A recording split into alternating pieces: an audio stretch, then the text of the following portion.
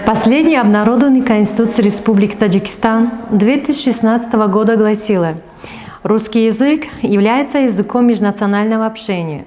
В августе 2019 года основатель мира и национального единства, лидер нации, президент Республики Таджикистан последовательно утвердил документ о государственной программе совершенствования преподавания и изучения русского и английского языков в Республике Таджикистан на период до 2030 года, в котором требовалось совершенствование преподавания и изучения русского и английского языков в Республике Таджикистан. В сфере высшего образования многие таджикские молодые люди учатся и работают в России.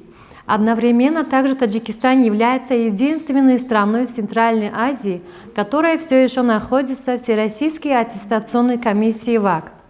Кроме того, российский ВАК также утверждает и российские ученые звания доцентов и профессоров и выдает соответствующие российские дипломы.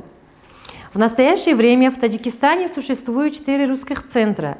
Русский центр Таджикского национального университета, Русский центр Таджикского государственного института языков, Русский центр Таджикского российско-славянского университета, Русский центр Таджикского государственного педагогического университета именем Садриддин Айни. И все они расположены в столице Душанбе. Все эти русские центры оказывают большое влияние на подготовку русистов.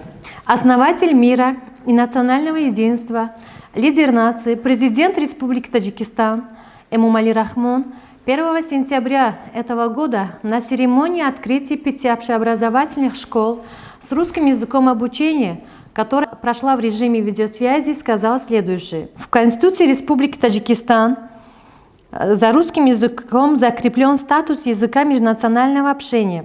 В позапрошлом году в рамках Совета глав государств СНГ было принято решение об объявлении 2023 года годом русского языка. В этой связи мы договорились принять дополнительные меры по поддержке и развитию русского языка в странах Содружества, включая Таджикистан.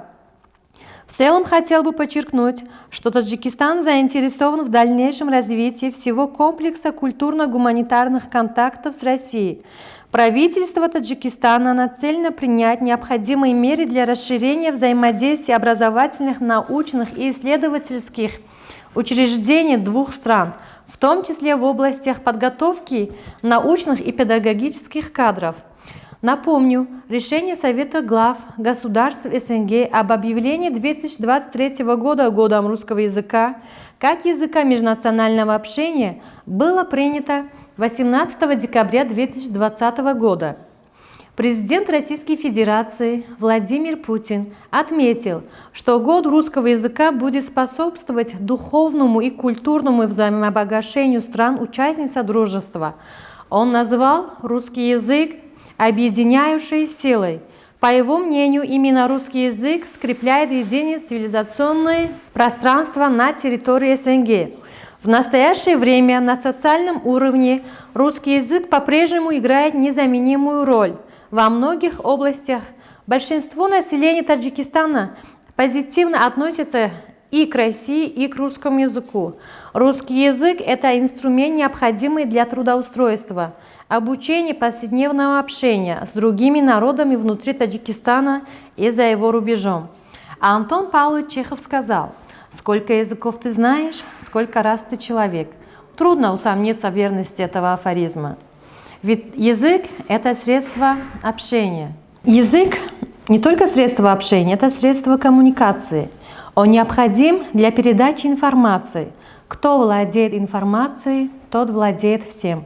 Как преподаватель русского языка призываю всех учить русский язык, говорить на русском языке. Если ты хочешь судьбу переспорить, если ты ищешь отрады цветник, если нуждаешься в твердой опоре, выучи русский язык. Он твой наставник, великий могучий. Он переводчик, он проводник. Если штурмуешь познание круче, выучи русский язык. Русское слово живет на страницах мир открывающих пушкинских книг. Русское слово свободы зорница, выучи русский язык. Горького зоркость, бескрайность Толстого, пушкинские лирики, чистый родник. Блещет зеркальностью русское слово, выучи русский язык.